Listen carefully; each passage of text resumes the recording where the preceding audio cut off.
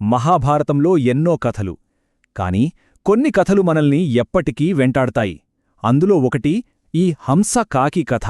అహంకారానికి ఆత్మవిశ్వాసానికి మధ్య ఉన్న ఆ సొట్ట గీత ఏంటో కళ్లకు కట్టినట్టు చూపిస్తుంది. ఇది కేవలం పక్షుల కథ అనుకుంటే పొరపాటే. ఇది మనందరి కథ. మరి ఆ కథేంటో చూసేద్దామా? పదండి. సీన్ కట్ చేస్తే మనం కురుక్షేత్ర యుద్ధభూమిలో ఉన్నాం. ఇది 17వ రోజు. యుద్ధం మామూలుగా లేదు, భీకరంగా సాగుతోంది. పాండవులు, కౌరవులు ఎవ్వరూ వెనక్కి తగ్గట్లేదు. గెలుపు ఎవరిదో చెప్పడం చాలా కష్టం. అంత టెన్షన్ వాతావరణంలో అప్పుడు కౌరవసేనాని కర్ణుడు తన సారథి శల్యుడితో అంటాడు, శల్యా, రథంపోని అర్జునుడివైపు. ఈరోజు వాణ్ణి ఖచ్చితంగా వధిస్తాను అనే ఒక పెద్ద ప్రగల్భం పలుకుతాడు. ఈ మాటల్లో కాన్ఫిడెన్స్ ఉంది, కాని దాంతోపాటే ప్రమాదకరమైన అహంకారం కూడా ఉంది. మన అసలు కథకు బీజం పడింది సరిగ్గా ఇక్కడే. కర్ణుడి గర్వాన్ని, శల్యుడి తెలివిని అద్భుతంగా అక్షరాల్లో బంధించి ఇన్ని వేల ఏళ్ల తర్వాత కూడా మన దాకా చేర్చిన ఒక మహానుభావుడు ఉన్నారు. ఆయనే మన కవిబ్రహ్మ తిక్కన. యుద్ధభూమిలోని ఆ టెన్షన్ను మన కళ్ల ముందు నిలబెట్టిన గొప్ప కవి. 13వ శతాబ్దానికి చెందిన తిక్కనగారి స్టైల్ చాలా స్పెషల్. ఎంత పెద్ద విషయాన్నైనా సరే సింపుల్ తెలుగులో చాలా డ్రమాటిక్గా చెప్తారు. అందుకే ఆయన చెప్పిన ఈ హంసకాకి కథ మనసుకి అంత బలంగా నాటుకుపోతుంది. సరే, మళ్ళీ యుద్ధభూమికి వచ్చేద్దాం. కర్ణుడి ఆ గర్వపు మాటలు విన్న శల్యుడు అతనితో ఆర్గ్యూ చేయలేదు. బదులుగా ఒక చిన్న కథతో అతనికి సున్నితంగా బుద్ధి చెప్పాలనుకున్నాడు. ఎదుటివాళ్ల బలం తెలియకుండా ఓవర్ కాన్ఫిడెన్స్తో వెళ్తే ఏమవుతుందో చెప్పడానికి ఒక కథ మొదలుపెట్టాడు. ఆ కథే హంసకాక వృత్తాంతం. ఈ కథలో 2 మెయిన్ క్యారెక్టర్స్ ఉన్నాయి. ఒకటి నన్ను మించిన పక్షు లేదు అని విర్రవీగే ఒక కాకి. ఇంకొకటి మానస సరోవరంలో నివసించే గంభీరమైన రాజహంస. ఈ రెండిటి మధ్య తేడా చాలా ఇంపార్టెంట్. కాకి ఏమో ఒక వైశ్యుడి ఇంట్లో వాళ్ల పిల్లలు పడేసే ఎంగిలి మెతుకులు తిని పెరిగింది. దాంతో దానికి బాగా కొవ్వెక్కిపోయి ప్రపంచంలో నాకంటే గొప్ప పక్షి లేదనే ఒక ఫాల్స్ ప్రైడ్తో బతుకుతోంది. మరోవైపు హంస, అది పవిత్రమైన మానస సరోవరంలో ఉంటుంది. దానికి సహజంగానే బలం, వేగం, గంభీరత్వమున్నాయి. చాలా ప్రశాంతమైన స్వభావం దాంది. చూసరా ఎంత తేడానో? ఒకరోజు ఆకాశంలో హంసల గుంపు వెళ్తుంటే ఆ వైశ్యుని కొడుకులు తమ కాకిని రెచ్చగొట్టారు.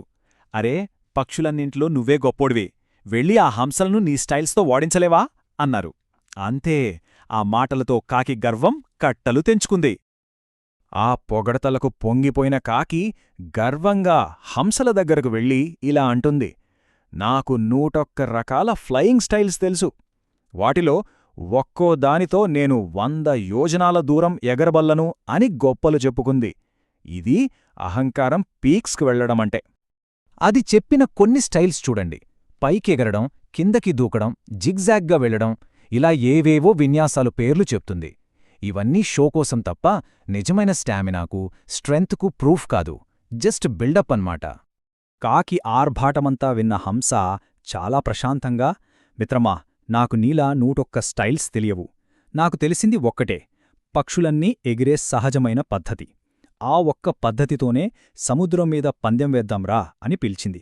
ఇక్కడ హంస సింప్లిసిటీ, తన శక్తిపై తనకున్న నమ్మకం మనకు క్లియర్గా కనిపిస్తుంది.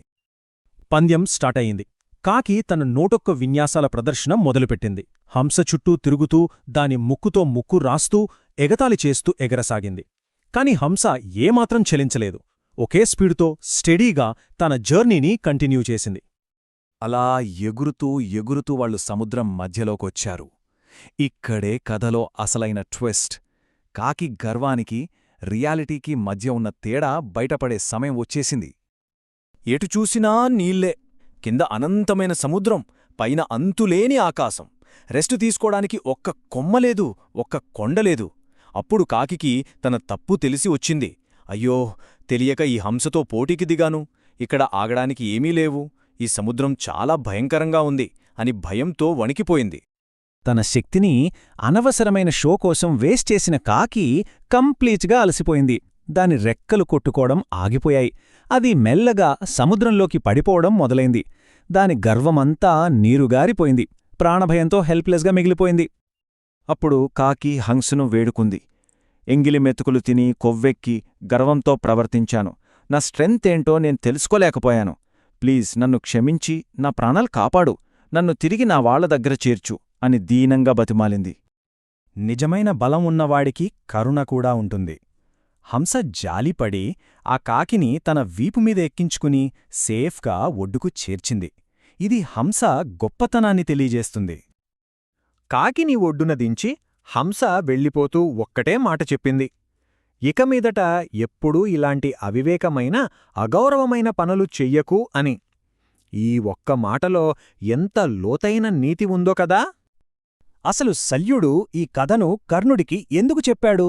ఇంకా ముఖ్యంగా ఇన్ని వేల ఏళ్ల తర్వాత కూడా ఈ కథ మనకు, ముఖ్యంగా ఇప్పటి యువతకు ఎందుకవసరం? దీన్నించి మనం నేర్చుకోవాల్సిందేంటి? శల్యుడు ఇప్పుడు సూటిగా కర్ణుడితో అంటాడు, కర్ణా, నువ్వు కూడా ఆ కాకిలాంటివాడివే. దుర్యోధనుడిచ్చే గౌరవమనే ఎంగిలి మెతుకులు తిని కొవ్వెక్కి ప్రవర్తిస్తున్నావు. నీ అసలు బలమేంటో నీకు తెలీదు. నీ ఎదురుగా ఉన్న అర్జునుడి బలమేంటో నువ్వు అంచనా వేయలేకపోతున్నావు. ఈ పొగరు నిన్ను నాశనం చేస్తుంది అని ముఖం మీదే చెప్పేశాడు. అందుకే చూడండి, ఈ చిన్న కథలో మనకు 3 చాలా ముఖ్యమైన పాఠాలున్నాయి. నెంబర్ 1, ఆత్మవిశ్వాసం వేరు, అహంకారం వేరు. ఈ రెండింటికి తేడా తెలుసుకోవాలి. నెంబర్ 2, మన ప్రత్యర్థిలో ఉన్న టాలెంట్ని ఎప్పుడూ గౌరవించాలి, తక్కువ అంచనా వేయకూడదు. ఇక ఫైనల్గా 3వది, మన లిమిట్స్ మనకు తెలియాలి. మన బలమేంటి, బలహీనత ఏంటి అని తెలుసుకుంటేనే ఏ ఫీల్డ్లోనైనా సక్సెస్ అవ్వగలం. అందుకే ఈ కథ విన్నాక మనమందరం ఒక్కసారి ఆగి ఆలోచించుకోవాలి. మన ప్రయాణంలో మనం ఆర్భాటాలకు, ప్రదర్శనలకు విలువిచ్చే కాగిలా ఉంటున్నామా, లేక నిజమైన సామర్థ్యంతో ప్రశాంతంగా అవసరమైనప్పుడు సహాయం చేసే హంసలా ఎదుగుతున్నామా? ఈ ప్రశ్న మనల్ని మనం వేసుకోవడం చాలా చాలా అవసరం.